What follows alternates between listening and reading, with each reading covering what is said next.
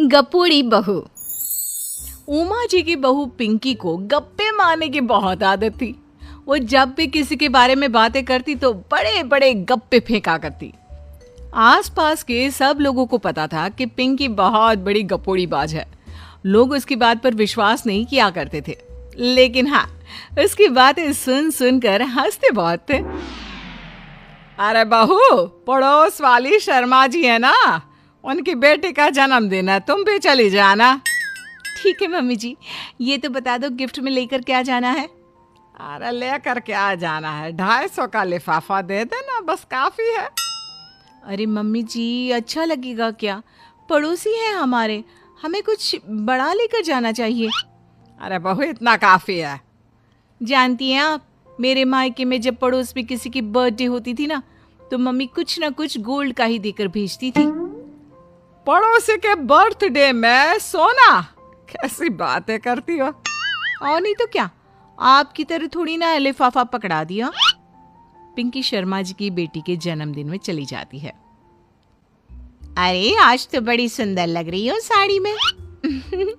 जी मैं तो लहंगा पहनकर आने वाली थी, मम्मी जी नहीं मानी। अरे बेटा, बर्थडे पार्टी में तो साड़ी चल जाती है, मेरा मतलब कोई शादी थोड़ी ना है। कैसी बात कर रही हैं आप आंटी जी? मेरे मायके में तो छोटे छोटे फंक्शन भी हम लोग लहंगा बनवाते थे बुटीक से, डिजाइन करवाकर। चाहे पड़ोस पे किसी का जन्मदिन हो, मेरी मम्मी हमेशा बुटीक से नया लहंगा डिजाइन करवाती थी। मैंने तो ऐसा कहीं नहीं देखा। ये तो तुमने आज बड़े कमाल की बात बताई।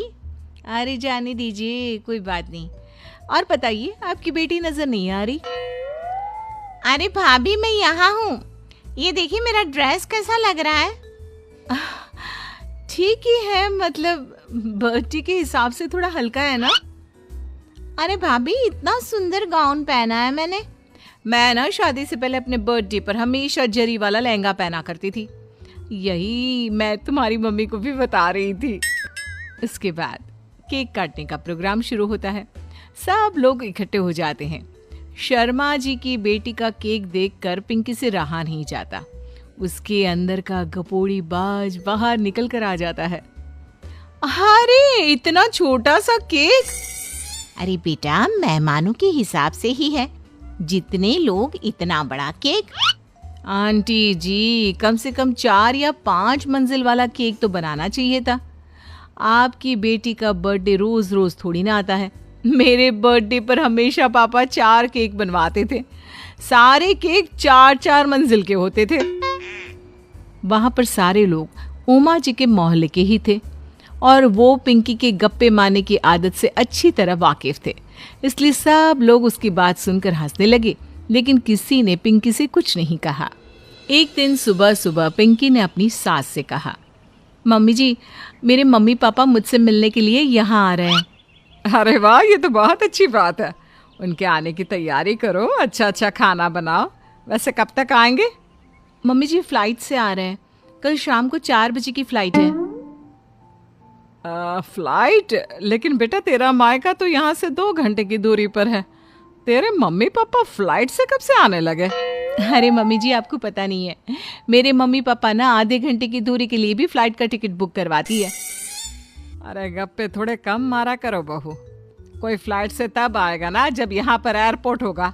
तुम्हारी मम्मी क्या उड़कर आएगी घर में? अरे हाँ मम्मी जी, मैं तो भूल ही गई थी। वो क्या ना, मेरे मम्मी पापा हमेशा फ्लाइट से ही ट्रैवल करते हैं, तो मेरे दिमाग से ही निकल गया था। अगले दिन पिंकी के मम्मी और पापा पिंकी से मिलने के लिए उसके घर आते हैं। आइए आइए जी, आपका बहुत बहुत स्वागत है। और समदन जी, हमारी बेटे की कोई शिकायत तो नहीं ना? ठीक से संभाल लिया है ना आपका घर? अरे मेरी बहू बहुत समझदार है, घर का काम बहुत अच्छे तरीके से करती है। बस थोड़ा ज्यादा बोलने की आदत है उसे, आपको परेशान करती होगी ना? बात तो आपकी सही है, उसकी थोड़ा ज्यादा नहीं बहुत ज्यादा बोलने की आदत है। लेकिन कोई बात नहीं, आपकी बेटी दिल की बहुत अच्छी है, बस थोड़ा बोलती ही तो ज्यादा है। पिंकी बेटा, इधर आओ, देखो तुम्हारे मम्मी पापा आए हैं। तुमने इनके लिए खाना तो बना लिया ना?